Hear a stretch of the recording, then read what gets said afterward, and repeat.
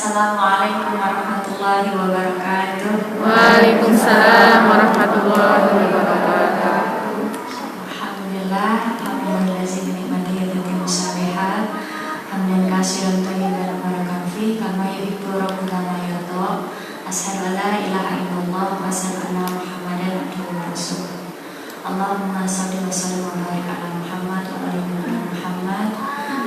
Alhamdulillah, segala puji bagi Allah, segala puji bagi Tuhan yang telah menciptakan kita dalam keadaan Islam. Segala puji bagi Allah pemilik kesempurnaan, satu-satunya yang tidak pernah gagal ketika mengadakan sesuatu, satu-satunya yang tidak ada cacat terhadap apapun yang sudah dirancangnya, satu-satunya yang tidak pernah tidak berhasil dalam melaksanakan sesuatu sesuai kehendaknya. Dan beruntunglah orang-orang yang menggantungkan segala kelemahannya kepada kesempurnaan Allah. Maka segala puji bagi Allah yang sudah memilih kita menjadi seorang muslimah, yang tandanya Allah ingin menjadikan kita ratu dari surga. Amin. Salawat serta salam kita sampaikan kepada Nabi kita Muhammad sallallahu alaihi wasallam, yang kita sangat beruntung menjadi umatnya Nabi Muhammad sallallahu alaihi wasallam. Umatnya yang kalau kita mencontoh segala perbuatan Nabi kita, segala perkataannya, perbuatannya, bahkan diamnya, maka akan mendatangkan pahala, mendatangkan kebaikan untuk kita di dunia dan di akhirat. Maka beruntunglah kita orang-orang yang rajin berselawat, yang rajin bersyukur telah Allah pilih menjadi umat Nabi terakhir, umat Nabi Muhammad sallallahu alaihi wasallam, yang semoga Allah selalu mudahkan kita dalam mengamalkan sunnah-sunnahnya. Masya Allah, sebenarnya saya mohon maaf ya, saya di atas, ada di bawah semua. Apa ya? Ya, terima kasih untuk panitia kajian dan masjid yang sudah memberikan peluang pahala buat saya di sini. Sebenarnya saya terima kasih Mbak sudah dikasih kesempatan pahala untuk kita saling menggugurkan kewajiban menghadiri majelis ilmu, karena kata Rasulullah SAW kan telah bolehnya fardhatul muslim, menuntut ilmu itu wajib atas setiap muslim. Dan ini merupakan peluang pahala, sebuah nikmat yang harus kita syukuri pada sore hari ini. Kenapa? Betapa banyak orang di luar sana, sama kayak kita perempuan, sama mungkin muslimah juga, tapi mungkin sorenya dihabiskan untuk ngerumpi, ya nggak? Sorenya dihabiskan untuk nonton infotainment, mungkin di luar ya, dihabiskan untuk tidur, dihabiskan untuk hal-hal yang tidak bermanfaat. Dan pada sore hari ini, kok kita yang banyak dosa ini, kok kita yang banyak melakukan kelalaian dan kesalahan di hadapan Allah, kok Allah gerakan ke masjid ini untuk sama-sama mengingat Allah, sama-sama ingin belajar lebih taat, sama-sama ingin belajar menjadi muslimah yang Allah cintai. Kok alhamdulillah Allah kasih kemudahan, kok tiba-tiba udah jreng-jreng kita ada di sini sekarang ya. Kalau bukan tandanya Allah cinta itu nggak mungkin Bu, nggak mungkin. Ini adalah tanda Allah cinta yang harus kita syukuri. Alhamdulillah, di antara berbagai macam kegiatan kok kaki kita dimudahkan ke sini. Kok ya tadi gak dipersulit ke sini. Banyak loh, mungkin ada di luar sana yang pengen datang, dia udah lihat undangan kajiannya, dia mungkin udah tahu, udah baca, tapi Allah gak mudahkan ke sini. Maka beruntung kita ya Bu ya. Alhamdulillah, Allah kasih nikmat untuk majelis ilmu. Apalagi kita hari ini insya Allah akan berbicara tentang muslimah zaman now. Muslimah zaman now itu gimana sih Bu? Yang gimana? Yang main TikTok ya? Jadi sebenarnya mau muslimah zaman now atau muslimah zaman dulu itu intinya sama. Kita harus sama-sama salihah. Kita harus sama-sama menjadi muslimah yang salihah, muslimah yang selalu menjalankan ibadah kepada Allah, muslimah yang taat kepada Allah, menjalankan sunnah-sunnah Nabi Muhammad SAW. Mau zaman dulu, zaman sekarang sebenarnya tantangannya sama. Kita harus jadi salihah, menjadi muslimah yang baik di hadapan Allah, baik di hadapan manusia juga, baik juga terhadap diri kita sendiri. Ada loh orang-orang hablum minallahnya bagus, hubungan sama Allahnya bagus, hubungan sama manusianya bagus, tapi hubungan sama diri sendirinya buruk. Siapa coba? Orang-orang yang memperhatikan makanan yang dia makan terhadap dirinya sendiri. halal haram diterabas, kan itu merugikan dirinya sendiri ya. Makanan udah tahu banyak micinnya dimakan, ya kan? Itu merugikan dirinya sendiri. Hal-hal yang membuat dia terjerumus ke dalam dosa, nama dia diterabas, itu kan merugikan dirinya sendiri. Maka kita sebagai wanita itu hablum minallahnya, hubungan sama Allahnya, tentang ibadah kepada Allah harus kita jaga. Hablum minannas, hubungan sama manusianya harus kita jaga juga. Karena ada perempuan yang biasa lihat rajin ibadah, masya Allah taat, orang-orang tahu ya orangnya alim, ya orangnya salehah, tapi dia suka menyakiti tetangganya, maka kata Nabi Muhammad SAW dia finnar, naudzubillah, dia di neraka. Berarti penting ya, gak cuma urusan ibadah ke Allah, tapi juga ibadah urusan sama manusia, dan juga untuk diri kita sendiri. Berapa banyak kita sering pura-pura tersenyum padahal hati menangis, ya enggak? Pura-pura bahagia menampilkan senyumnya di hadapan semua orang, padahal hati lagi kesel, penuh suudzon sama Allah. Naudzubillah, kenapa ini terjadi sama saya? Tapi kalau di depan orang, hai, aku kuat, aku sabar. Tapi kalau lagi sendirian, kenapa ya Allah? Gitu, ada gitu enggak? Ayo, ngaku. Itu haluminasinya harus diperbaiki. Saya pun juga gitu dulu ya, sekarang sih masih belajar, terus belajar untuk bisa memperbaiki diri terus. Karena sejatinya kita hidup di dunia ini memang dituntut untuk terus soleha, terus kan berat teh, iman naik turun, apalagi zaman now, ya enggak? Segala sesuatu tuh kayaknya mudah banget dibikin dosa, ya enggak? Terjebak sini, terjebak itu, sana sini, kayaknya isinya maksiat, mudah banget bikin dosa. Saya takut karena kadang pengennya di rumah aja, di rumah juga nonton TV dosa lagi adanya gitu. Saya harus apa gitu, bingung ya. Belum lagi ujian saya banyak, bentar suami, bentar anak, bentar tetangga, bentar mertua, bentar segala macam, saya pusing gitu ya kan. Tapi memang itulah kita seorang wanita.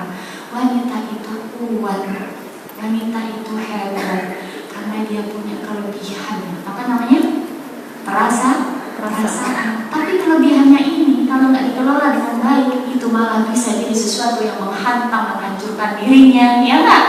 Gara-gara perasaan yang berlebihan, yang harusnya perasaannya ini dibalut dengan keimanan, tapi karena perasaannya ini dibalut dengan emosi, dengan amarah, dengan rasa kesal, adanya malah menjadi hal-hal yang dosa, yang tidak menerima takdir, menjadi hal-hal kebencian, jadi hal-hal sakit hati.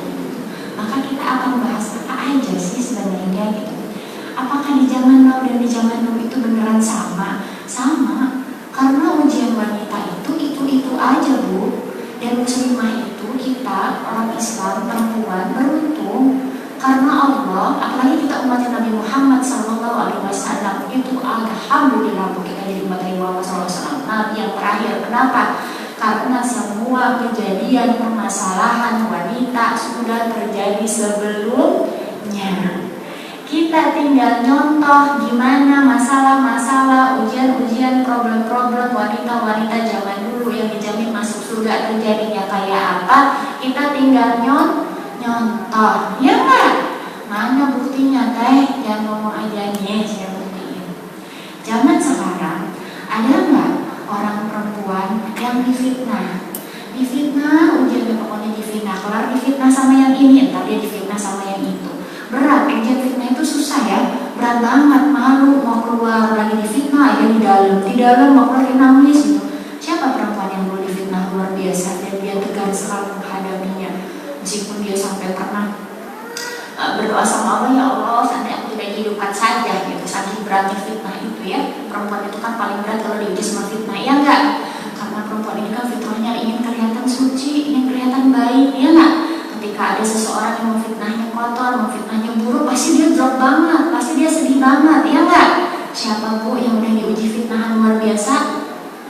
Ibunda Maryam radhiyallahu anha, masya Allah.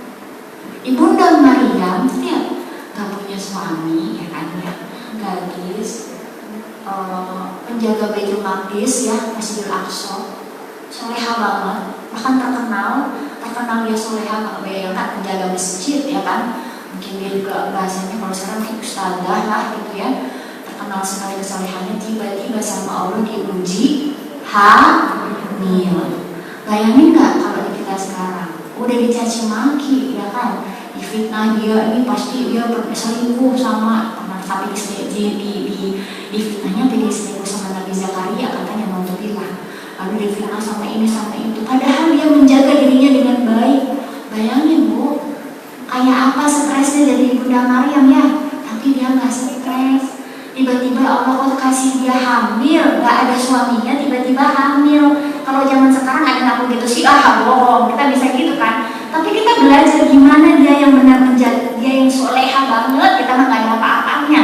Hidupnya dibuktikan untuk Allah Subhanahu Wa Taala di Baitul Maqdis. Kok tiba-tiba Allah kasih ujian begitu, kebayang nggak? Gimana dia menghadapi, menjelaskan kepada semua orang, aku ini nggak ngapa-ngapain, ini dari Allah. Tapi semua orang memfitnahnya luar biasa ya. Dan kita bisa belajar tegar, belajar sabar dari Ibunda Maryam. Lahirlah anak yang luar biasa. Siapa? Nabi Isa alaihi salam. Masya Allah.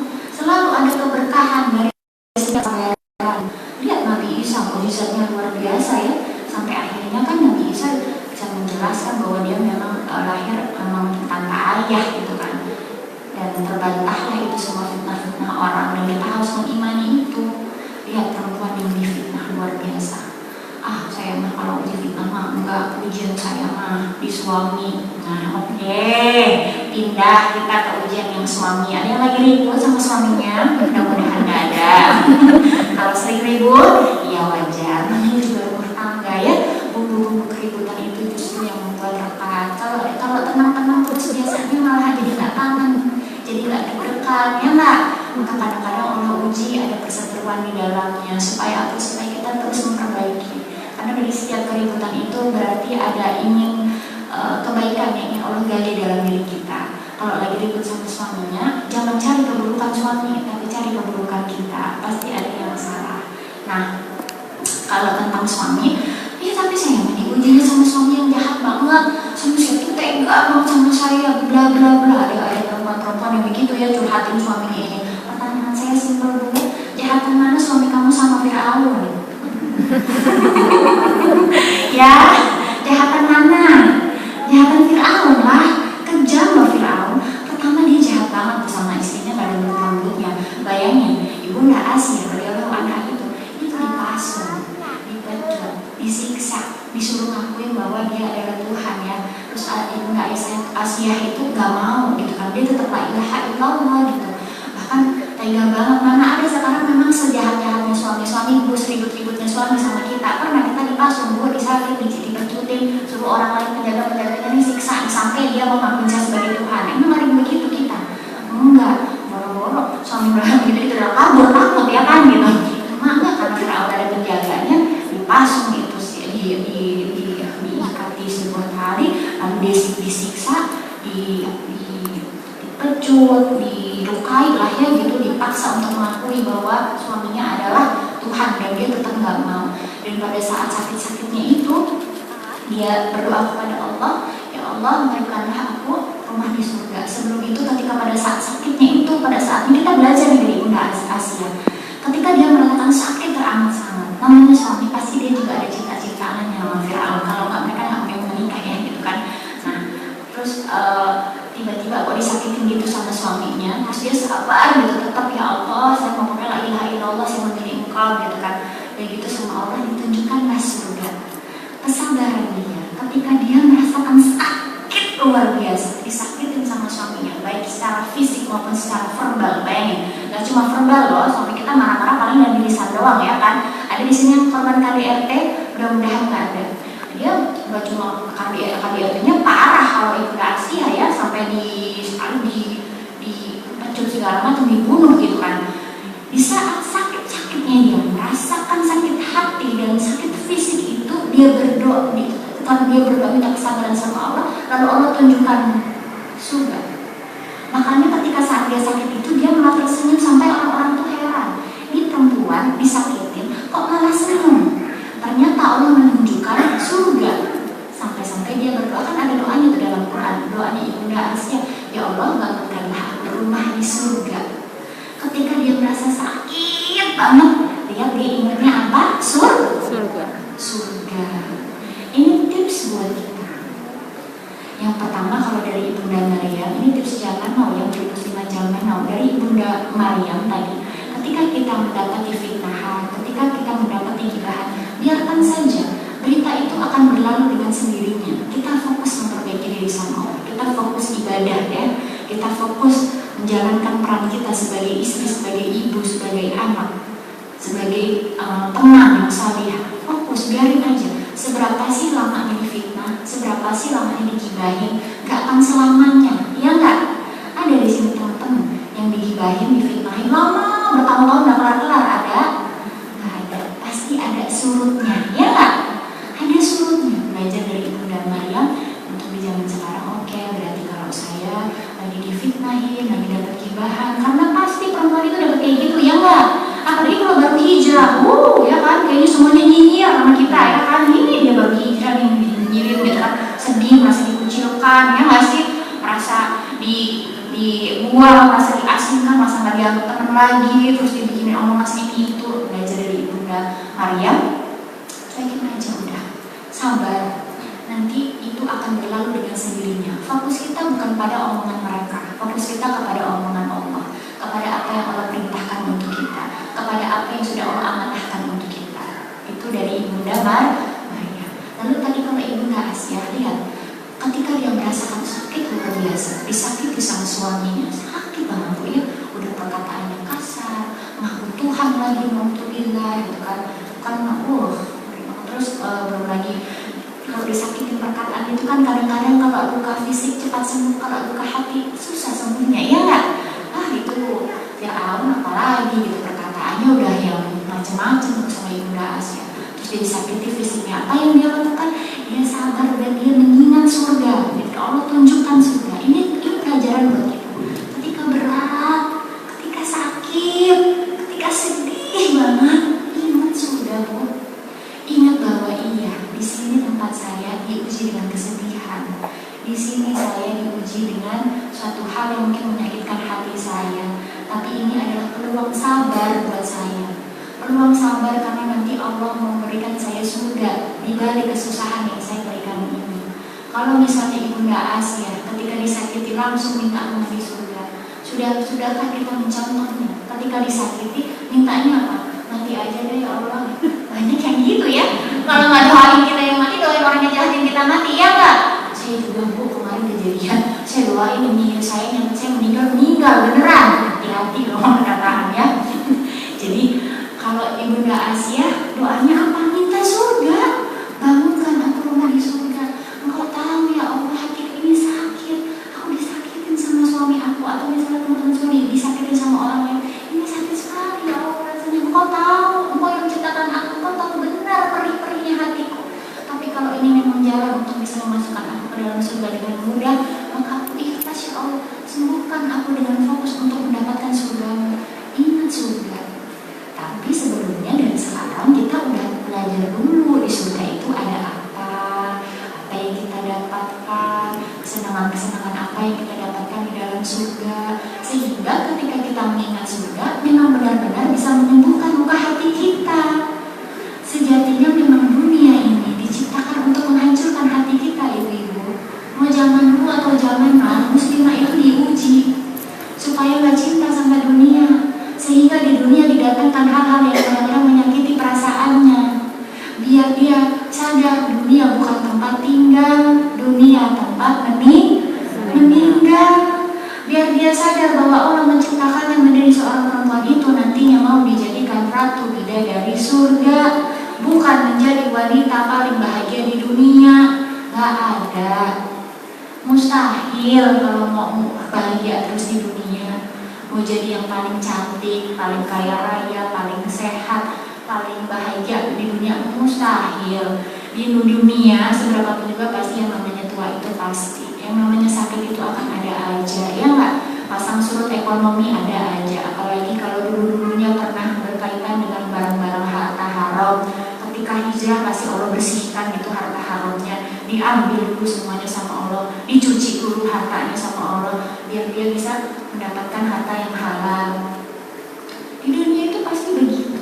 Dan ketika kita kehilangan sesuatu karena Allah, ketika kita berada di jalan Allah, ketika kita kita berusaha hijrah, memperbaiki semua yang salah dalam diri kita, kok ya tiba-tiba Allah ambil sesuatu yang dulu melekat sama kita, misalnya harta, seseorang, ataupun kesehatan. Kok abis hijrah saya kok sakit-sakitan, kok abis hijrah kok malah saya bercerai, misalnya gitu. Kok habis hijrah kok saya malah hartanya kok malah berkurang. Bukan berarti Allah jahat sama kita, bukan. Allah hanya ingin menggantinya dengan yang lebih berkah. Allah hanya ingin menukarnya dengan hal-hal atau seseorang atau kesehatan yang bisa membuat kita lebih mudah ibadahnya, lebih mudah masuk surganya. Maka jangan suudzon kayak Ibunda Asia. Dia nggak suudzon sama Allah. Ya Allah, tega banget ya Allah, saya udah berjuang nih mengesahkan Engkau, mentauhidkan Engkau bahwa Engkau adalah Tuhanku, lalu aku mau disiksa. Bisa aja kan Ibunda Asia gitu ya. Aku kan mau mengaku bahwa Engkau adalah Tuhanku di saat suamiku sendiri ngaku sebagai Tuhan. Kenapa aku mau disiksa begini? Aku disalin terus aku disiksa sama suamiku. Bisa gitu nggak Ibunda Asia? Bisa. Tapi dia melakukan itu nggak? Enggak. Ya sabar. Dia ingatnya surga. Ini modal buat kita, ini poin buat kita, ini ilmu buat kita di zaman tahu ini, untuk kalau disakiti di dunia mendapatkan takdir yang tidak sesuai dengan mau kita, ingatnya surga. Terus siapa lagi deh? Ada siapa? Ibunda Fatimah. Fatimah itu siapa? Anaknya Nabi Muhammad Sallallahu Alaihi Wasallam, istrinya Ali bin Abi Thalib radhiyallahu anhu. Apa yang bisa kita petik dari Ibunda Fatimah? Masya Allah, Ibunda Fatimah itu hidup bersama suaminya. Hidupnya, meskipun dia anaknya Nabi, hidupnya tuh miskin sekali. Sampai mau makan aja susah. Ali orangnya galak. Sampai pernah Rasul mau bangunin tidur, Ali bilang ya udah tadi kita bangun gitu. Galak sama Fatimah juga galak. Tapi Fatimah tuh cinta banget sama suaminya. Dia rela memberikan hartanya untuk suaminya karena dia belajar dari ibunya, Ibunda Khadijah radhiyallahu anha. Fatimah, masya Allah, dia pernah pada suatu hari hidupnya kan ya begitu ya, serba kekurangan gitu, karena memang dari keluarga Rasul tuh memang tidak menjunjung tinggi harta. Ini yang harus kita ingat ya ibu-ibu semuanya, karena wanita itu biasanya paling berat diuji sama harta. Dan kita belajar dari Fatimah tentang kesederhanaannya, sampai-sampai dia ngulen tepung terigu sampai tangannya kasar, ngadu sama Rasul. Ya Rasul, engkau kan Nabi, engkau punya banyak budak-budak gitu ya, bekas angkatan perang, kasihlah aku satu buat jadi mbak yang bantuin aku di rumah. Sama Rasul nggak dikasih. Enggak, kamu mau enggak yang lebih bagus dari itu? Baca subhanallah, alhamdulillah, wala ilaha illallah, Allahu akbar 33 kali. Maka itu kalau disebutnya sekarang zikir penghilang lelah. Di sini ibu-ibu ada yang merasa hari-harinya capek lah teh. Pagi bangun ngurusin suami mau berangkat kerja, terus ini pulang ini pagi-pagi udah ngantin anak sekolah. Bentar nanti yang kecil begini, entar sore aku masak lagi, entar sore aku beresin cuci ngepel nyapu. Belum nanti aku ke pagian, pulang nanti aku masak lagi buat makan malam. Tuh capek hidup, belum nanti masalah aku begini-begini, capek aku sebagai perempuan. Aku tuh di rumah kerjaannya banyak, suami aku enak pergi pulang kerja, pulang ke rumah santai tidur makan udah berangkat lagi kerja. Aku tuh capek ngurusin semuanya, capek aku. Ada yang gitu? Yang pertama sadari dulu bahwa kita memang di dunia hidupnya untuk bercapek-capekan. Di dunia ini kita memang disuruh capek sama Allah. Karena bahkan sampai-sampai di Al-Quran disebutkan kita diberikan ranjang-ranjang, dipan-dipan untuk istirahat. Dan saya senang sekali mengingat ini ketika dalam keadaan saya capek ya Allah. Tapi saya tahu memang dunia tempat saya capek-capek akan meningkat ya Allah. Barang siapa yang di dunianya capek, nanti di akhirat dia akan istirahat dengan bahagia. Kalau di dunia dia banyak santainya, siap-siap aja banyak sengsaranya di akhirat. Ketika capeknya kita niatkan untuk ibadah, nyucinya kita, ngepelnya kita, misalnya ngurusin suami, anak, semua diniatkan untuk beribadah karena Allah, ikhlas menjalankan perannya sebagai istri, sebagai ibu, sebagai anak, ya ikhlas menjalankannya karena Allah, isinya pahala semua itu. Dan kalau capek, Rasul udah bilang, kalau capek kamu zikir ini, itu kan zikir pelepas lelah, yang subhanallah, walhamdulillah, wa la ilaha illallah, Allahu akbar, 33 kali. Lalu ucapkan la haula wa la quwata illa billah, ya Allah tidak ada kekuatan selain karenamu. Aku udah capean, kalau engkau kan gak pernah capek, ya kan? Maka beri kekuatan kepada aku ya Rabb, jadikan rasa lelahku ini pengubur dosaku. Capeknya kita, keringatnya kita ngurusin keluarga, capeknya kita berjuang di jalan Allah, itu pengubur dosa, Bu. Capeknya kita ini dihargai luar biasa sama Allah. Belajar dari Ibunda Fatimah, dia gak mau, oh ya udah dikasih tahu sama Rasul itu, dia iya sabar, dia tahu, paham sekali memang dunia tempat dia berjuang, tempat dia bersabar, tempat dia berlelah-lelahan, karena kita istirahatnya di mana, Bu? Di mana? Di surga, ya. Ingetin aja, barang siapa yang dia bercapek-capekan di dunia karena Allah, maka dia akan istirahat dengan bahagia di dalam surga.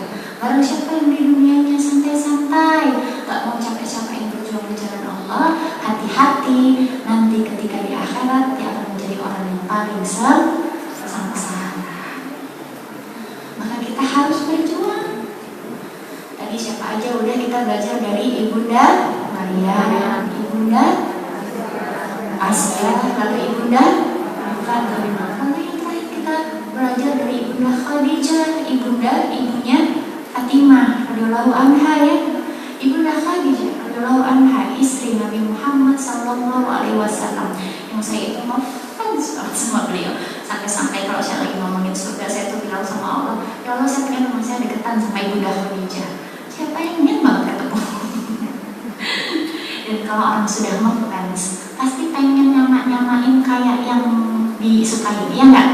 Orang sama India, pasti dia Indiaan tuh, ya kan? Orang suka Korea, dia pasti Korea-Koreaan, ya enggak? Dia suka, pasti dia ngikutin gitu. Saya saking ngefansnya sama Ibunda Khadijah radhiyallahu anha, ketika saya tahu semua istri Rasul pakai cadar, saya pakai cadar, saking ngefansnya gitu.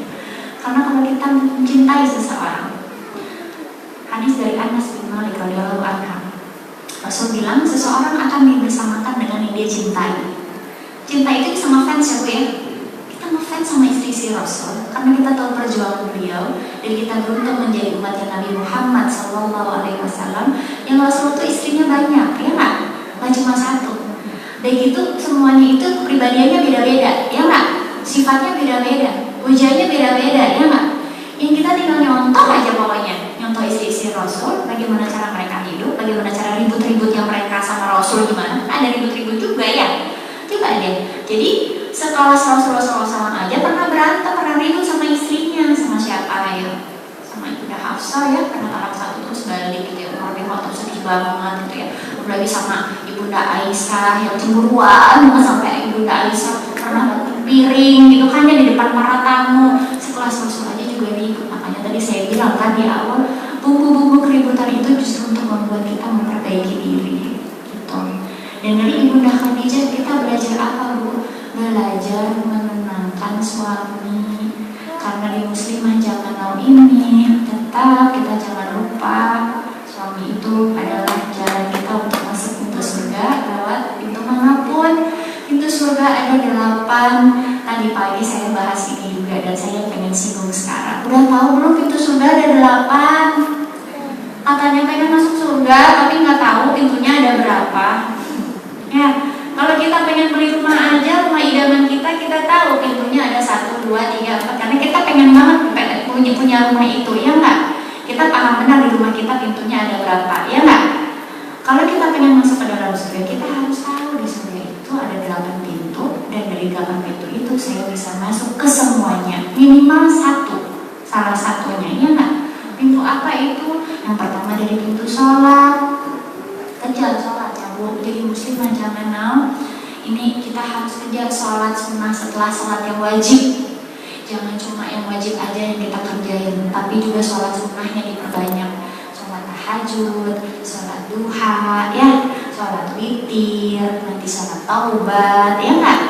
Terus sholat mutlak juga boleh. Sholat mutlak itu sholat yang keadaannya tuh sebenarnya sholat mutlak, sholat 2 rakaat aja, sholat minta pertolongan, ya kan. Wasta'inu bisabri wassalah. Kalau lagi susah, lagi sedih, lagi buta, lagi nggak ada jalan keluar, ngerasa butet banget pikiran, saya nggak tahu mau ngapain lagi, Allah kata Allah sabar dan sholat. Wasta'inu bisabri wassalah, sabar, ucapkan inna lillahi wa inna ilaihi raji'un, lalu gelar sajadahnya, sholat 2 rakaat. Sholat apa? Minta pertolongan sama Allah. Saya ingat banget perjalanan saya waktu itu ke Syam. Jadi tiba-tiba mobil kami itu mati, Bu, di perjalanan. Lalu tiba-tiba yang nyepirin kan anak-anak muda Syam gitu ya, saudara-saudara kita di Syam. Mereka turun, saya pikir mereka mau ngapain? Gelar jaketnya, dia sholat. Saya takjub, mobil mogok, kok dia sholat? Bingung saya. Masya Allah ya, dia sholat. Di saat itu, Bu, Masya Allah ya, dia yakin bahwa Allah pasti menolongnya. Karena waktu itu kami melewati padang-padang kebun zaitun, yang itu gak akan ada bengkel, dan yang nggak ada yang bisa nolongin kita lah gitu, karena sepanjang jalan itu kebun-kebun padang pasir, ya kebun zaitun lah gitu. Dia mobilnya mogok, dia keluar, dia pakai jaket, dicopot jaketnya, dia sholat 2 rakaat, hidup. Kan kalau dipikir pakai akal nggak mungkin, gimana bisa? Tapi keyakinan dulu bisa mengalahkan sesuatu hal yang lewat doanya dia minta pertolongan sama Allah, hal yang mustahil jadi mustajab. Makanya sabar dan sholat ini jangan kita remehkan. Sabar dan sholat itu Masya Allah. Jadi yang pertama tadi pintu surga, pintu sholat. Yang kedua pintu puasa. Nih sebentar lagi mau Ramadan, sudah di depan mata kita. Jangan lupa doa terus, Allahumma balighna Ramadan, Allahumma salimna Ramadan. Kita minta disampaikan usia kita supaya bisa memasuki bulan Ramadan, supaya bisa menjalankan ibadah Ramadan nanti. Berapa banyak teman-teman kita, orang-orang tua atau saudara-saudara kita atau kerabat-kerabat kita yang sudah meninggal duluan yang tidak bisa merasakan bulan Ramadan di tahun ini. Sedangkan keutamaannya luar biasa. Ada 2 orang sahabat Rasulullah SAW yang dua-duanya ini orang Ansor. Yang satu meninggal karena di medan jihad perang, dia meninggal syahid ya. Yang keduanya ini bersahabat. Yang satu lagi meninggal 1 tahun setelah si laki-laki yang meninggal di medan perang ini. Meninggalnya bukan karena perang dia, tapi dia melewati 1 tahun setelah yang pertama meninggal ya. Pada suatu hari ada sahabat Rasul lainnya memimpikan mereka berdua. Dalam mimpinya itu orang-orang dipanggil masuk ke dalam surga. Lalu yang dipanggil pertama duluan itu kok yang kedua, bukan yang pertama, malah yang meninggal terakhir, bukan yang meninggal duluan. Dia bingung tuh, kok bisa? Harusnya kan yang pertama. Yang pertama itu kan matinya jihad, syahid, terus meninggalnya duluan. Yang kedua itu kan meninggalnya terakhir, itu terus bukan medan jihad. Kenapa bisa? Dia bingung. Dia bangun tidur kepikiran, nanya heboh sama sahabat. Tadi malam aku mimpi begini. Sahabat bilang, iya nggak mungkin, salah kali mimpi kamu gitu kan. Lalu Rasul mendengar, apa ini ribut-ribut, kata Rasul. Ya Rasul, tadi malam saya bermimpi itu si Fulan. Kok di mimpi saya kok dia duluan yang masuk ke dalam surga? Apa kata Rasul jawabnya? Kan dia udah ngelewatin 1 kali Ramadan dibandingkan yang pertama. Kan dia meninggalnya 1 tahun setelah yang pertama. Dia punya kesempatan untuk melaksanakan satu bulan penuh Ramadan, dan dia berjuang untuk melakukan ibadah terbaiknya di bulan Ramadan 1 tahun setelahnya itu, dan Allah ridho, dan itu membuat dia masuk ke dalam surga duluan. Masya Allah.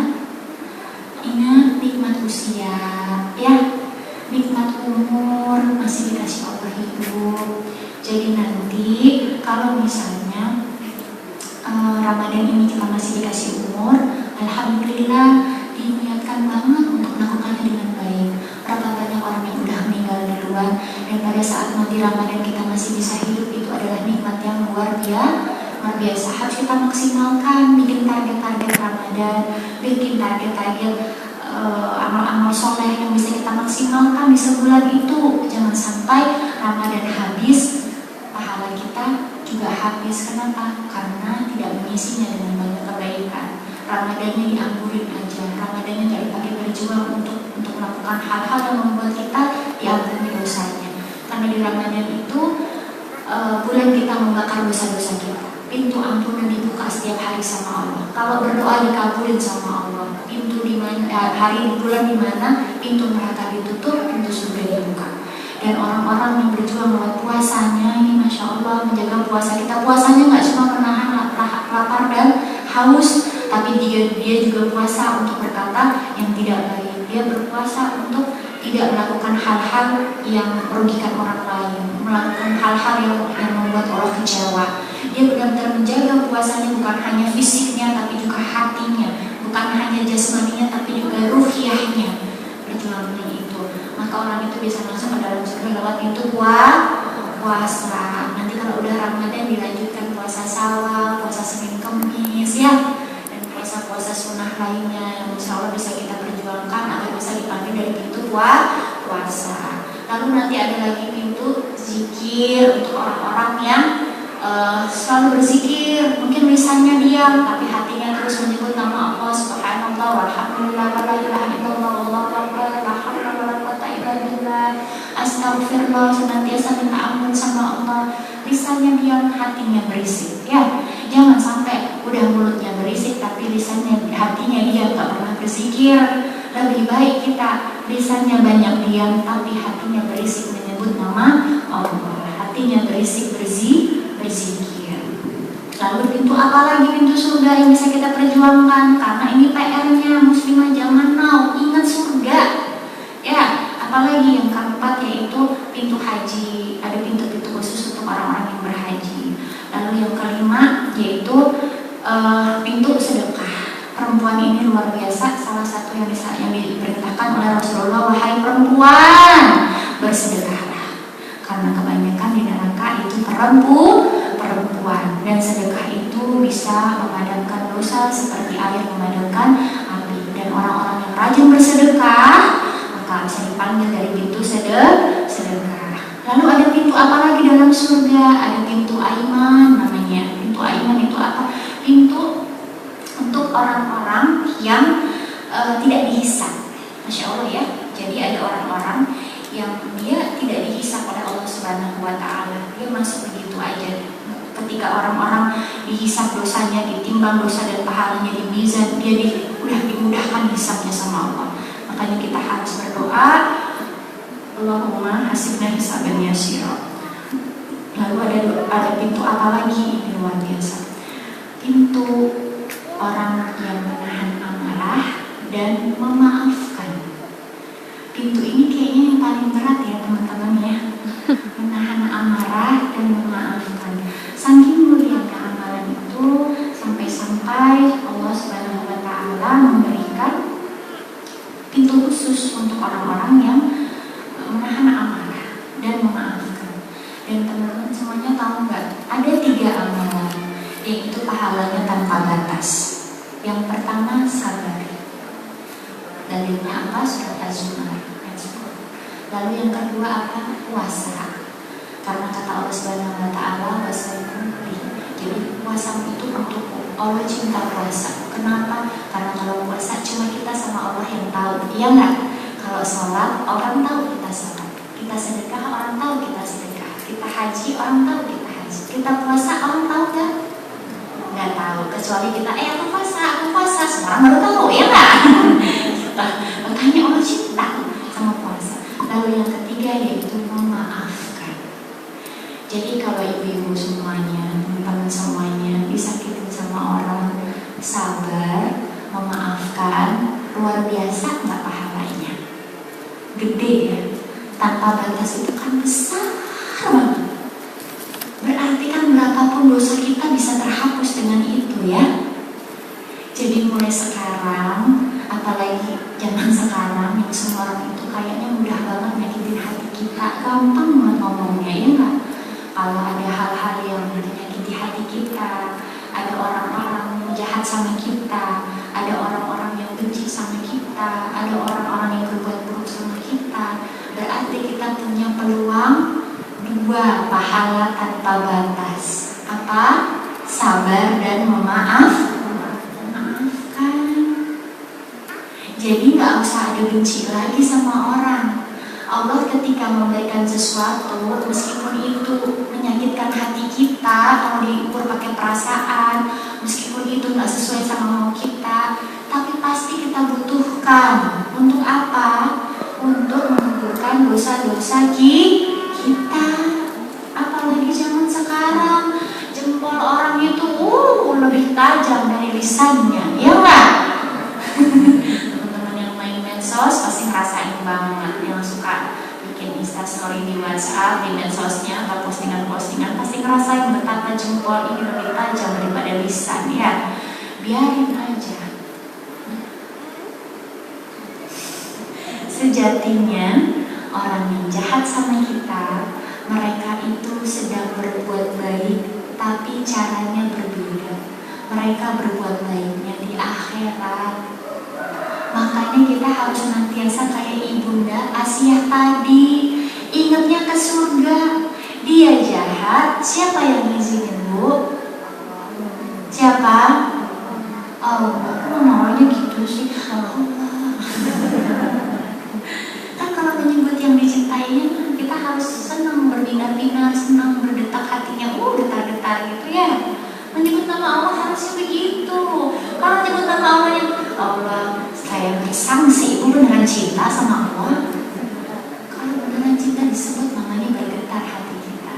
Dan kalau sudah mulai kayak misalnya kita sama suami, ya kadang-kadang cintanya naik turun ya.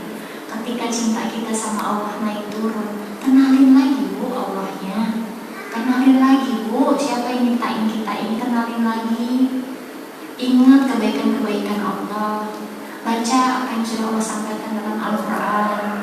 Lihat bagaimana Nabi Muhammad menceritakan kebesaran Allah. Lihat perjuangan Allah ketika menolong orang-orang yang sudah mendahului kita di zaman dulu tuh, yang ujiannya berat-berat, Allah tolong.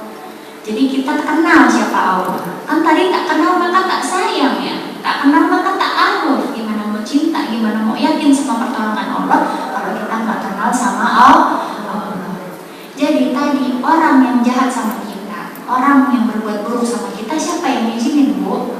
Allah.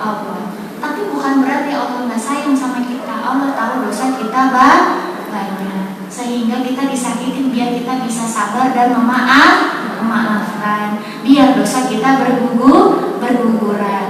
Jadi nanti kalau meninggal masuknya ke dalam surga. Jadi sebenarnya ujian itu beneran ya, tanda Allah cinta. Sebenarnya orang-orang yang jahat itu mereka baik, tapi dengan cara yang berbeda. Berbuat baiknya di akhirat. Kalau misalnya kita mikirnya kayak gitu, lapang hati kita, gak ada kebencian sama orang lain. Dia jahatin kita, ya udahlah, biarin. Itu urusan dia sama Allah. Urusan saya percaya lagi diuji sama Allah. Bisa nggak saya sabar dan memaafkan dia? Ini nggak akan lama kok. Ujian itu cuma sebentar kelar, sebentar berat, sebentar selesai lagi, ya enggak? Saking Allah cinta sama kita. Kalau Allah kasih semuanya, ujian semuanya kita buat menghapus dosa, nggak kuat kita, Bu. Allah kan mintain kita tahu kekuatan kita seberapa, ya enggak? Makanya ujiannya dicicil-cicil, sebentar selesai, nanti ada lagi, sebentar nanti ada selesai, ada lagi, gitu ya, sadar nggak? Iya. Sampai kata Nabi Muhammad SAW kita pulang tanpa membawa dosa. Maka menjadi muslimah jangan maupun di zaman lalu sebenarnya tantangannya sama. Bisa nggak kita tetap syariah untuk beribadah kepada Allah, memantapkan tauhid, menjalankan perintahnya, menjauhi larangannya, menjalankan sunnah-sunnah Nabi Muhammad SAW.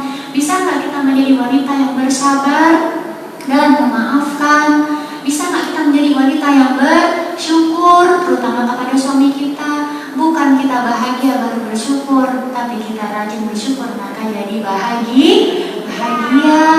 Kalau lagi sumpah, lagi sedih, ingat hal-hal yang nikmat-nikmat, terutama ingat tentang surga. Gitu ya. Kan kita ini menjadi muslimah zaman now, ketika kita disakiti, kita bersabar dan memaafkan. Ketika kita dapat hal-hal yang gak ngenakin dalam hidup, kita sabar dan memaafkan. Ketika kita dikasih nikmat-nikmat yang indah-indah di dunia ini, kita bersyukur. Ketika kita terjebak melakukan dosa, kita bertaubat. sabar, syukur, dan taubat ini adalah modal buat kita. Jangan lupa tadi menyandingkan sabar ini dengan memaafkan. Jangan lupa menyandingkan sabar ini tadi dengan sholat, gitu ya. Saya udah dikasih kode suruh udahan. Pengennya sih kalau dituruti ngobrol dan ngomong ya, saya juga kalau disepak sih ngomong terus. Tanya ibu-ibu. Nah, mungkin segitu dari saya. Apakah kita nanti ada tanya jawab? Ada. Soalnya kita ada tanya jawab, saya kembalikan kepada panitia.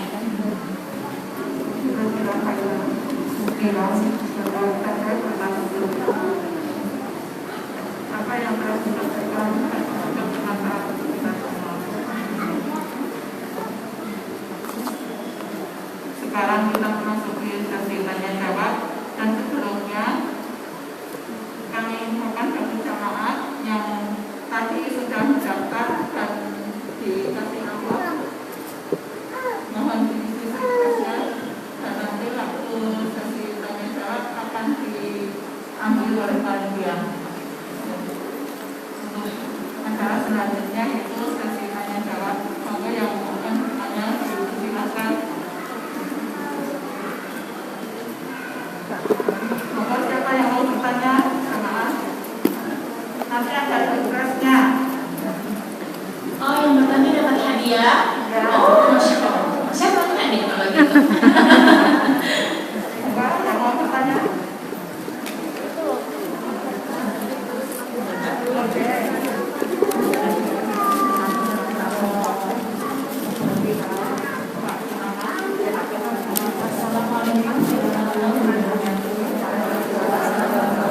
Saya kira mau bertanya tadi yang itu juga ada berapa? Tadi pertanyaan tadi coba.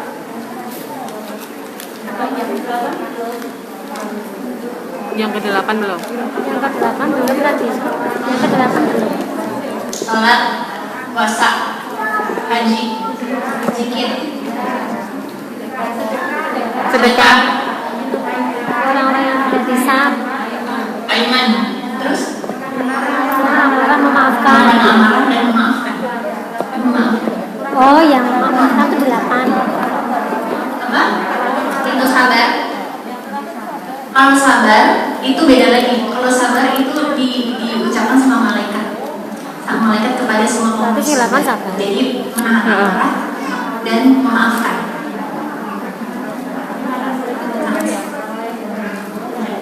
Berarti yang Ada lagi itu jihad. jihad. Jihad ya? Nah, Itu jihad. Sorry. Jihad tadi belum ya? ya belum. Jihad yang ke-8. Ulangi lagi coba pintu surga biar kita bisa kerja. Syukur-syukur kita dapat Sholat. Karena cuma perempuan. Ingat ya, saya ulangi lagi, cuma perempuan yang dia punya kesempatan masuk pintu surga lewat pintu manapun, baik itu dari pintu apa, Bu? puasa. Sholat, Salat, puasa, zikir, haji, sedekah, aiman, menahan amarah dan memaafkan. dan menahan amarah. Satu lagi itu Jihad. Apakah jihadnya kita harus berperang? Enggak juga ya. Ada berperang itu kan beneran kita jihad berperang dengan raga kita. Ada juga berjihad melawan hawa nafsu, ya, berjihad dengan hartanya, berjihad dengan waktunya, gitu ya. Nomor bagus. Mudah-mudahan Allah takdirkan kita menjadi wanita-wanita penghuni surga yang dipanggil dari semua pintu. Amin. Ih beneran Iya. ya nanya. 8.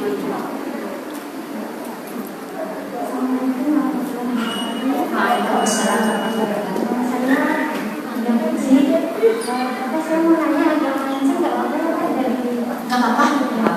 jadi saya mau nanya gini, pernah pas ikut kajian itu dikatakan bahwa ketika kita sudah sering melakukan ibadah, misalnya kita selalu melakukan ibadah tahajud, ya istiqomah tahajud, tapi kemudian di usia kita yang udah agak senja itu kita sudah dari sini tidur lupa, sudah ada apa ya unsur lupa lah intinya, itu kita tidak melakukan apa kita bisa Iya, Masya Allah. Itulah pentingnya kita istiqomah, Bu. Pentingnya kita melakukan amalan ringan, yang penting sering.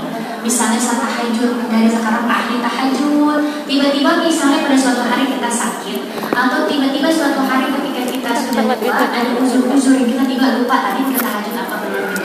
Itu amalan pahala kita tahajud yang setiap hari udah rutin kita lakukan, itu tetap dihitung. Itu dahsyatnya Masya Allah. Termasuk kalau dia lagi safar, biasa dia sholat tahajud, tapi ternyata pas tadi safar dia jadi nggak bisa biasa duha ya, tapi karena dia lagi safar di perjalanan dia nggak mungkin sholat duha, misalnya karena lagi pesawat, itu tetap dihitung duhanya.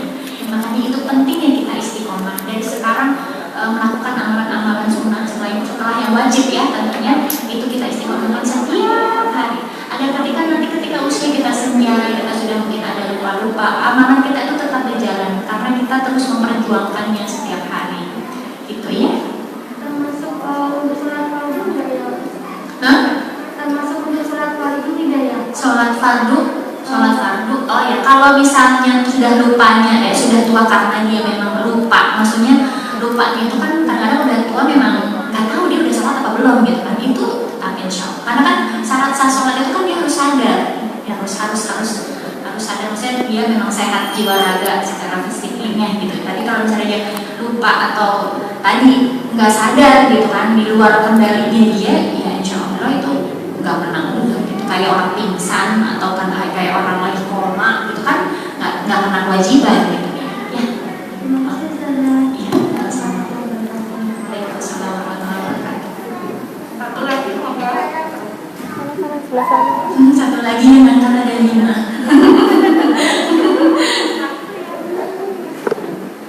Assalamualaikum warahmatullahi wabarakatuh. Waalaikumsalam warahmatullahi wabarakatuh. Nama saya Samina. Tanya beda. Kita kan misalnya punya orang tua ya. Yang kita tahu kan misalnya orang tua asli bukan doanya kan yang Allahumma kalau kita dipungut orang misalnya itu terus kita berdoa untuk orang tua angkat itu bisa nyambung nggak? Nyambung insya Allah boleh. Jadi nggak harus yang melahirkan. Tetap insya Allah nyambung. Kalau didoakan khusus. Misalnya untuk mertua itu nggak bisa. Mertua bisa. Pokoknya orang tua kita, terutama orang tua kandung, termasuk orang tua yang mengasuh, mertua itu termasuknya orang tua ya. Insya Allah termasuk. Allahumma khairu walidayya. Jangan lupa ditambahin. Ini adalah doa yang pamungkas. Kalau kita mendoakan orang lain, doa itu berbalik sama kita. Jadi, Allahumma khairu walidayya biasanya baru mengakar bayani sahiro ya kan. Tambahin Allahumma khairu walidayya walil mu'minina wal mu'minat wal muslimin wal muslimat yauma yaumul hisab. Jadi nanti di hari hisab gitu. Jadi minta ampunan untuk bukan hanya kepada orang tua kita, tapi juga untuk mukminin, mukminat, muslimin, mukminat nanti ketika di hari hisab. Waalaikumsalam warahmatullahi wabarakatuh. Kemudian ada yang mau bertanya Ustaz, gimana? Iya boleh, misi ada saya lihat. Sebelah sini dari tadi sebelah situ sebelah sini ada. Ini sebelah sini gantian, di sayap kanan. Itu di ranting aja ranting. Maju aja. Ke sana, sebelah situ. Mukanya maju. Terus itu. Nyampe Mbak. Nyampe. Mbak Mara.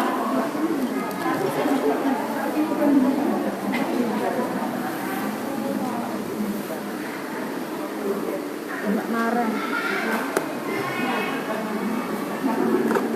Assalamualaikum warahmatullahi wabarakatuh. Saya Semana Dewi. Saya mungkin yang sering absen dan hari ini datang lagi. Yang mau saya tanyakan begini, membahas menjadi muslim Jerman. Yang saya mau tanyakan, bagaimana adakah trik khusus untuk kita mengajak suami kita untuk beribadah selain kita mengajak dan mendoakan? Karena mendoakan sudah, mengajak sudah, tapi sepertinya belum tersampaikan. Apakah kita sebagai muslimah ada trik khusus yang harus kita gunakan? Saya adalah contoh cara mengajak suami berhijrah dengan cara yang salah dulu ya, suami yang dulu. Jadi saya ingin teman-teman semuanya jangan mencontoh saya, dan saya mengambil pelajaran besar dalam hal ini. Ketika kita mengajak suami kita berhijrah, alhamdulillah berganti dengan yang lebih baik. Ketika kita berhijrah, kita pengen suami kita hijrah, jangan nyuruh-nyuruh. Laki-laki itu nggak senang disuruh-suruh, karena makomnya lebih tinggi dari kita. Dia pengennya dia lebih dihormati, dia adalah pemimpin. Jadi seorang pemimpin kalau disuruh sama bawahannya marah nggak?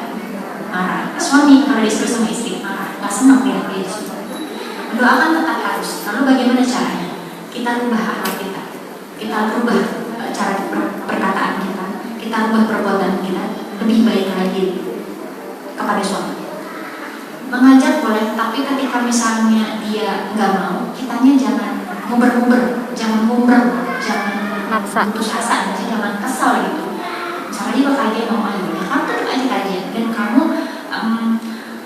ketika kita ingin mengajak suami kita atau keluarga kita untuk berhijrah juga, kitanya ini harus 2 kali lebih baik dari sebelumnya, sehingga suami melihat perubahan dalam diri kita. Ih, kok istri aku sekarang jauh lebih baik. Lama-lama dia akan tertular, karena bagaimanapun juga kesolehan insya Allah itu akan menjadi magnet, akan tertular. Tapi tergantung kitanya benar-benar memperbaiki diri kita. Istilahnya karena pengen suami kita baik, atau istilahnya karena memang kita baik di hadapan Allah. Ini niatnya tipis. Jadi didengerin dulu dari kitanya bahwa kita berhijrah karena Allah, kita perbaiki diri kita, apa-apa yang salah perbaikin, sehingga ketika kita memoles diri kita, nanti lahir dari perkataan yang bagus, perbuatan yang bagus, akhlak yang luar biasa, sehingga suami akan, kok dia tambah kesini tambah baik, tambah kesini tambah bagus. Lama-lama nggak usah disuruh, dia mau sendiri. Istri aku baik banget, masa aku begajuran, nanti dia begitu sendiri. Laki-laki akan punya pemikiran bahwa dia tambah baik, kalau saya nggak baik saya malu, karena saya kan pimpinannya. Maksud saya lebih bobrok dari bawahan saya, gitu loh kasarannya ya. Jadi semakin kita memoles diri kita dengan hal dengan kesolehaan, dengan perkataan yang baik, perbuatan yang baik, lebih baik dari sebelumnya. Hal-hal yang dulu nggak pernah dipikirkan suami kita akan melakukan untuk hal kebaikan ya, tiba-tiba kita lakukan.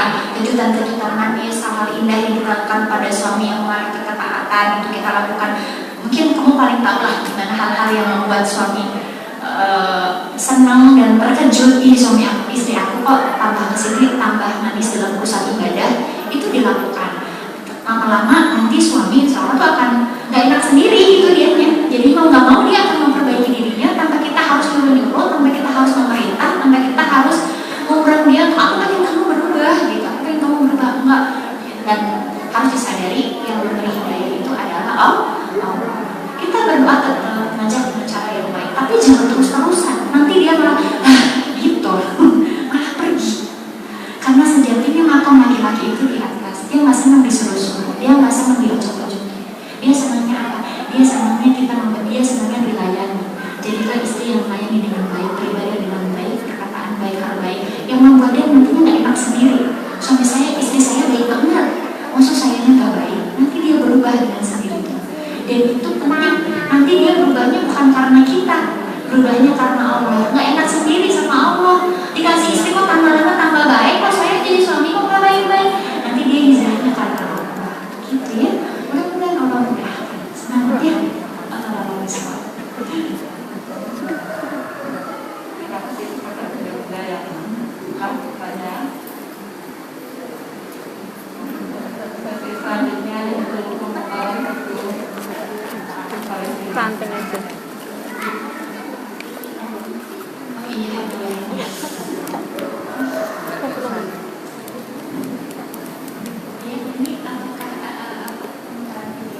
Iya.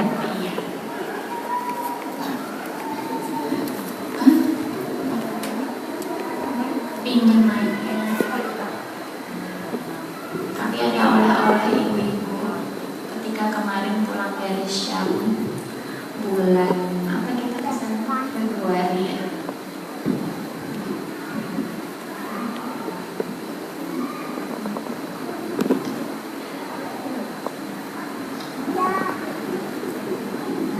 Nanti dari video ini ibu-ibu bisa belajar bahwa yang diuji bukan kita sendirian.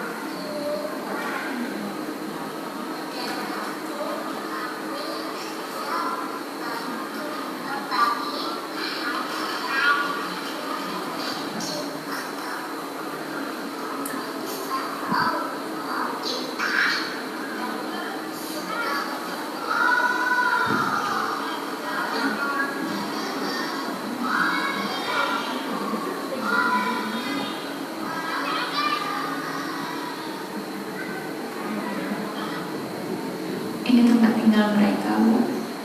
Diterpal, kain robek, kotor, bau. Kita susah-susahnya di sini, insya Allah rumah kita masih nyaman ya, Bu. Kalau lihat di sana ya rumahnya begitu dan nggak punya apa-apa, nggak ada perabot di dalam rumahnya, boro-boro makanan, boro-boro TV, boro-boro kursi, meja, nggak ada plong. Belum lagi kalau hujan, tendanya robek, itu masuk ke dalam, semuanya dingin. Setiap tahunnya ada 1000-an bayi-bayi yang meninggal karena kedinginan. Dan ini terakhir ketika kami berangkat ke sana di musim dingin bulan Februari kemarin, karena mereka mengalami musim dingin 4 bulan. Dan itu dan ya mereka tuh jarang banget yang pakai jaket lengkap gitu. Mereka bajunya apa adanya, kalau dipegang tangannya keriput dingin. Dan orang tua mereka kebanyakan nggak ada, meninggal karena perang kan di sana. Makanya anak-anak ini kalau kita datang itu selalu pengen dekat, selalu pengen minta peluk, selalu ngajak ngomong, selalu bilang I love you, I love you. Mereka senang ada yang datang mengunjungi gitu. Dan mereka banyak juga janda-janda syahid ya, yang suaminya syahid. Bukan perang, maksudnya mereka lagi rakyat sipil yang tiba-tiba terkena bom di rumahnya, yang tiba-tiba terkena tembakan-tembakan yang entah dari mana. Dan mereka nggak punya siapa-siapa lagi karena rumah mereka sudah hancur, dan mereka akhirnya hidup di perkemahan, bergabung sama yang lainnya. Dan ini adalah ketika kami beli makanan, karena ketika di sana ibu tahu yang diminta sama anak kecil itu apa? Bukan uang, Bu. Kalau anak kita bisa aja minta uang jajan, Bu, minta uang mak. Di sana enggak. Kamu punya biskuit?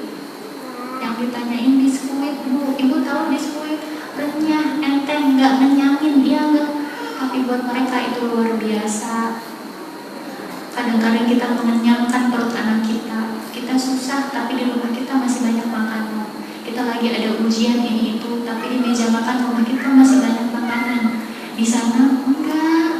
Bahkan untuk satu butir biskuit itu mereka harus menunggu orang-orang kayak kami dari yayasan-yayasan Indonesia untuk datang bagiin itu biskuit.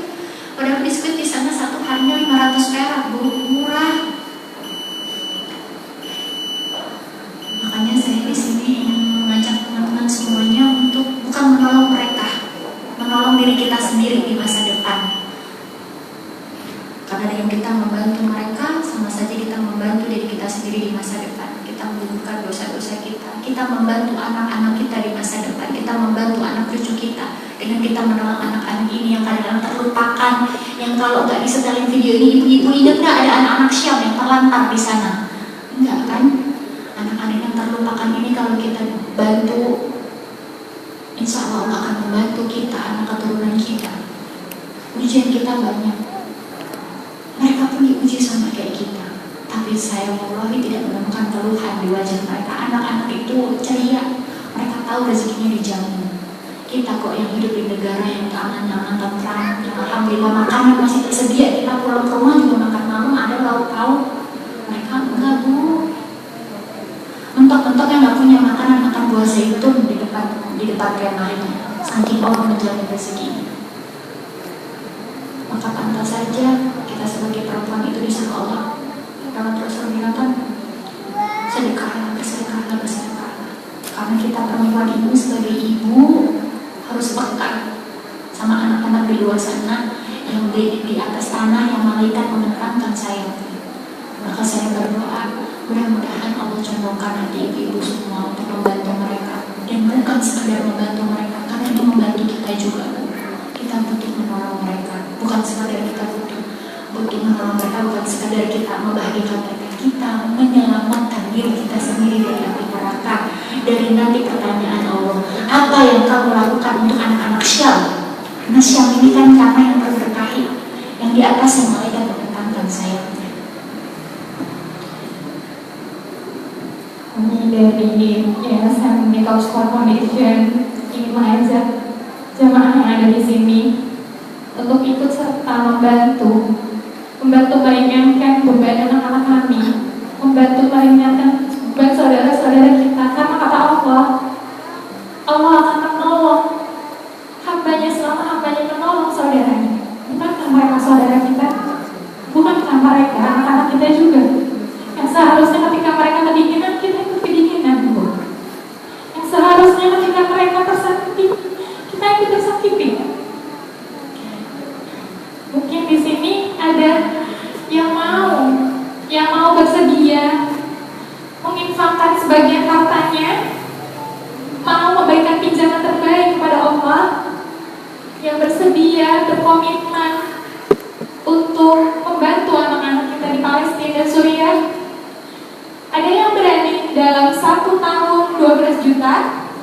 Tadi di masjid sebelumnya, Masya Allah, Alhamdulillah, kami mendapatkan ada 1 orang jamaah yang berani berkomitmen, berani membuktikan bahwa janji Allah itu pasti. Allah akan melipat gandakan, Allah akan mengganti 700 kali lipat. Dia berani bersedekah 10 juta, Bu. 10 juta dalam 1 tahun. Dan itu pun dipercepat karena insya Allah mereka sendiri akan berangkat di bulan Juni untuk mengantarkan amanah-amanah dari para donatur.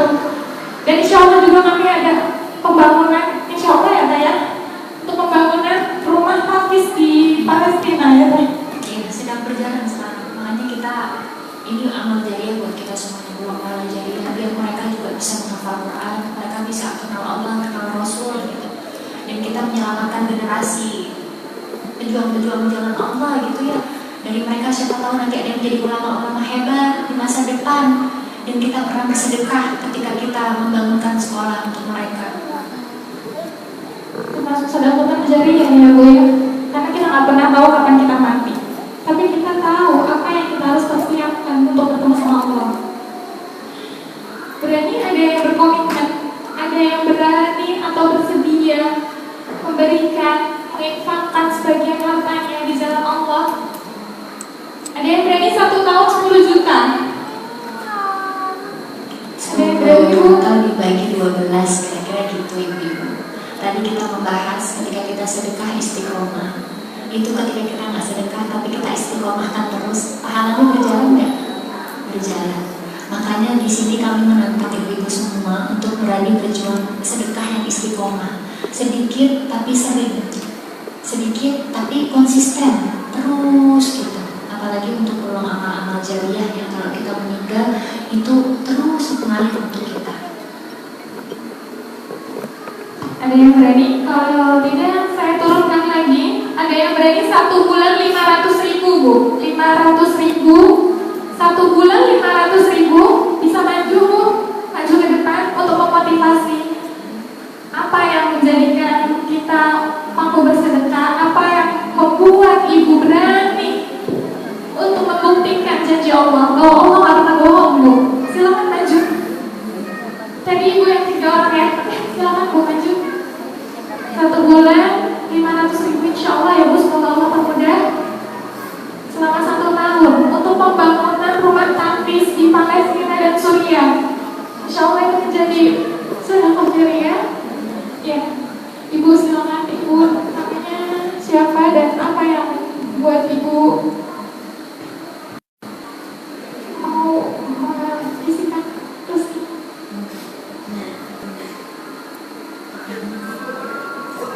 Kita saya anak miskin.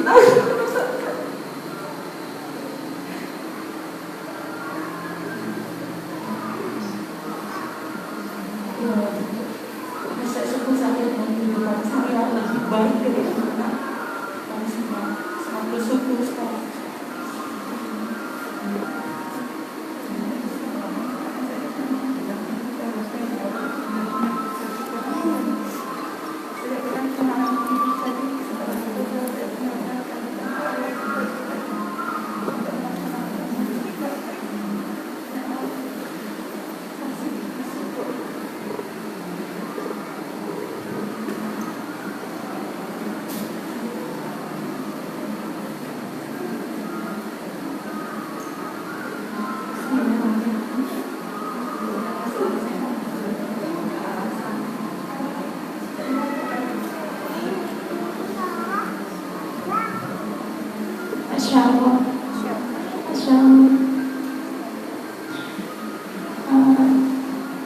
tapi bisa temuin panitia ya Bu, ada dia kecil dari kami sebagai brandnya Ibu untuk mau mensedekahkan sebagian rezekinya dan mau membuktikan bahwa janji Allah itu pasti.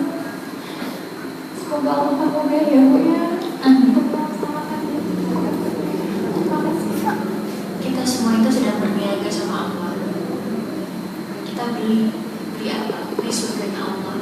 Lewat apa? Lewat amal soleh. Salah satunya lewat sedekah. Karena perempuan itu paling berat itu diuji dengan hartanya. Dan sedekah itu seperti perang disebutkan para ulama. Karena nggak semua orang mau berjuang, nggak semua orang mau berani memberikan sebagian hartanya di jalan Allah.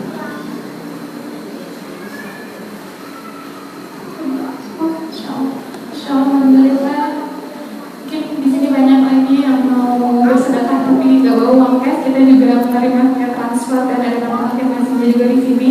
Silakan ibu-ibu yang mau ikut membantu saudara-saudara kita di Palestina dan Suriah. Insya Allah akan diserahkan, akan diberikan ke tempat yang tepat. Gak usah takut ya Bu untuk isu-isu yang saat ini sedang terjadi. Insya Allah kami resmi legal ya, bukan ilegal. Kami berangkat ke sana atas nanti dipandu oleh kepolisian Turki, izin-izinnya semuanya kami jelas. Karena di luar sana kan lagi banyak ramai isu katanya bantu-bantu nanti untuk teroris akan alhamdulillah. Kami benar-benar menjalankan ini sesuai dengan prosedur, izin sana, izin sini, dan benar-benar menyerahkannya ke jalan yang tepat kepada anak-anak yang perang ya, dalam teman kita semua. Amin. Selanjutnya mungkin bisa berdoa bersama ya Teh di akhir acara. Iya, doa bersama. Iya, Masya Allah. Sebelum kita sudahi karena sudah mau maghrib, kita berdoa bersama. Alhamdulillahirrahmanirrahim. Bismillahirrahmanirrahim. Alhamdulillahirabbil alamin. Allahumma shalli wa sallim wa barik ala Muhammad wa ala ali nabiyyina Muhammad. La ilaha illa anta subhanaka inni kuntu minadz dzalimin. La ilaha illa anta subhanaka inni kuntu minadz dzalimin. Rabbana zalamna anfusana wa illam taghfir lana wa tarhamna lanakunanna minal khasirin. Rabbana la tuzigh qulubana ba'da idh hadaytana wa hab lana min ladunka rahmah innaka antal wahhab. Rabbi ighfirli wa li walidayya kama rabbayani shaghira. Rabbi ighfirli Rabbana warhamna Rabbana atina fid dunya hasanah wa fil akhirati hasanah. Allahumma inni nas'aluka al-jannata wal firdaus. Allahumma inni nas'aluka al-firdaus. Allahumma inni nas'aluka al-jannata wal firdaus. Wa ma qaraba ilayha min qawlin aw amalin. Wa na'udzubika minan nar wa ma qaraba ilayha min qawlin aw amalin. Allahumma inni nas'aluka al-husnal khatimah. Allahumma inni nas'aluka al-husnal khatimah. Allahumma inni nas'aluka al-husnal khatimah. Allahumma hasibna hisaban yasira. Allahumma a'udzubika minan nar. Allahumma a'udzubika minan nar. Allahumma a'udzubika minan nar. Allahumma ya muqallibal qulub tsabbit qulubana 'ala dinik. Allahumma ya muqallibal qulub tsabbit qulubana 'ala ta'atik. Ya Allah ya Rahman ya Rahim. Ampuni dosa-dosa kami yang dahulu, dosa-dosa kami yang sekarang hingga dosa-dosa kami yang akan datang. Dosa orang tua kami, dosa keluarga kami, dosa anak-anak kami, dosa guru-guru kami, dosa kaum muslimin dan muslimat. Ya Allah, Engkau yang tahu betapa banyak dosa yang telah kami lakukan, dan Engkau juga yang maha mengampuni. Jangan biarkan kami meninggal masih membawa dosa. Ya Allah, ampuni dosa kami. Ya Allah, kumpulkanlah kami di dalam surga-Mu, mudahkanlah kami dalam melaksanakan ibadah dan menikmati ibadah. Allahumma shalli wa sallim wa barik ala Muhammad